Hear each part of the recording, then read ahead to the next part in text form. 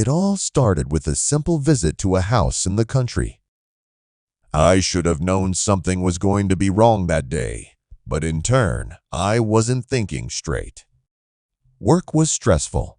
My wife and I hadn't spent much time together lately, and frankly, I wasn't thrilled about going to her mom's house again. "Jack, hurry up," called out Amanda from the kitchen. She was already halfway packed, and I hadn't even finished my coffee yet.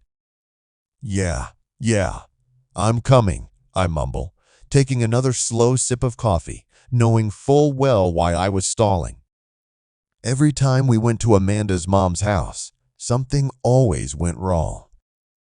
Either we'd fight over something trivial, or I'd get stuck fixing something around the house while Amanda and her mom went shopping or chatted for hours in the kitchen.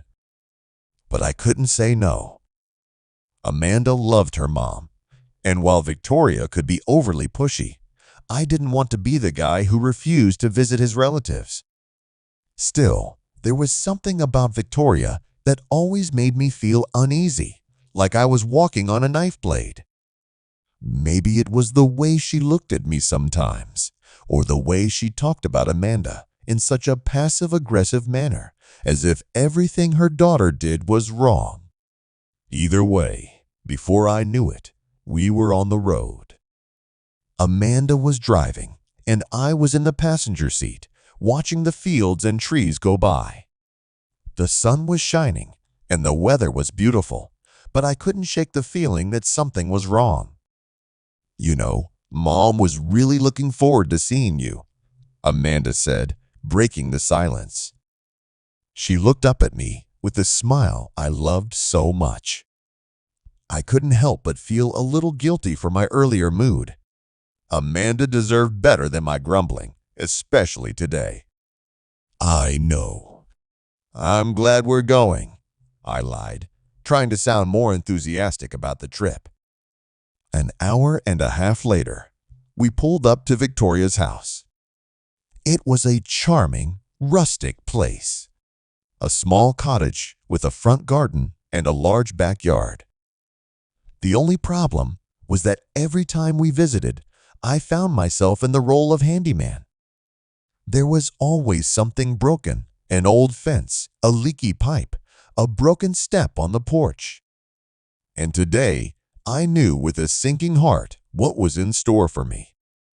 As soon as we got out of the car, Victoria came out to greet us. She was dressed in her usual casual attire, but there was something about her demeanor that immediately made me wary. Maybe it was the fact that her eyes lingered on me for a second, or maybe it was just my paranoia kicking in. "Hi, Mom!" exclaimed Amanda, walking over and hugging her mother. Victoria smiled and hugged her back, but when she looked at me, her smile changed slightly. "Jack, I have a small favor to ask," she said, wasting no time. Here we go, I thought. "Could you fix the fence in the backyard? It's been falling apart for weeks." "I'd call someone, but I thought since you're here." "Sure," I said, trying to hide my reluctance. "I'll take a look." Amanda smiled gratefully at me, but I could already feel the weight of the day bearing down on me. It was always like this. I was stuck at random jobs, while Amanda and Victoria discussed everything from family gossip to garden plans. Quickly changing into my work clothes, I headed to the backyard with my toolbox. The fence was in worse condition than I expected, and I could tell it would take me a few hours to fix it properly. Great. This was exactly how I wanted to spend my Saturday afternoon. After about an hour of work, I heard the back door creak open and Victoria appeared with a glass of lemonade. "You must be thirsty," she said, holding out the glass to me. "Thanks," I reply, taking a sip. The lemonade was cold and refreshing, and I couldn't help but appreciate the gesture, though I still felt uneasy. Victoria paused for a moment, watching me work, her eyes moving from the fence to me and back again. I could feel the tension, though I wasn't sure if it was real or just in my head. Either way, I decided it was best to focus on the fence and not her. "How's Amanda doing?" asked Victoria suddenly, breaking the silence. "She's fine," I reply, keeping my tone neutral. "Work's been stressful, but we're getting through it." Victoria nodded, but something in her facial expression told me that she wasn't really interested in my answer. She was looking for something else, though I couldn't figure out what.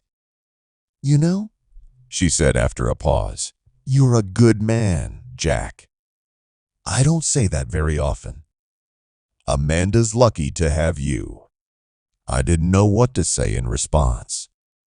Compliments from Victoria always seemed tacked on, like there was some unspoken subtext I was missing. "Thank you," I mutter, hoping that would be the end of it. But Victoria wasn't done yet. She stepped a little closer, her eyes taking in mine. "I'm serious. You're hardworking, reliable, not like a lot of men these days." I swallowed hard, suddenly feeling the heat of the sun beat down on me with renewed vigor. "I just try to help where I can," I said, turning my head awkwardly. Victoria smiled, but it wasn't the warm, motherly smile you might expect. It was something else. Something that made my pulse race, which I didn't like at all. "Well, I'd better let you get back to work," she finally said, and turned to walk back into the house. "If you need anything, let me know." I watched her walk away into the house, and my thoughts raced. Something was in the air between us, something unspoken but heavy, like a storm cloud on the horizon. I shook my head, trying to shake the feeling away. Maybe it was nothing. It was just my imagination running wild. By the time I finished fixing the fence, the sun was starting to set. Amanda and Victoria were inside, laughing and chatting like old friends. I grabbed a beer from the fridge and sat on the porch, trying to relax. But the strange tension from earlier still hung in the air, and there was no way I could shake it off. After a few minutes, Amanda came outside and sat down next to me, resting her head on my shoulder. "Thanks for fixing the fence," she said quietly. "Mom really appreciates it." "No problem," I reply, wrapping my arm around her. But as we sat there watching the sunset, I couldn't shake the feeling that something had changed. I wasn't sure what it was, but I knew that from now on, I would have to be on my guard. There are boundaries that can't be crossed, boundaries that must be respected. And somehow, I had a feeling that those boundaries were about to be tested by my mother-in-law. Her gaze was eating me up. She wanted something. I could guess what it was, but I tried not to think about it. Although as a man, I like her. She is 45 years old, but she looks 30 years old. We'll see what happens next.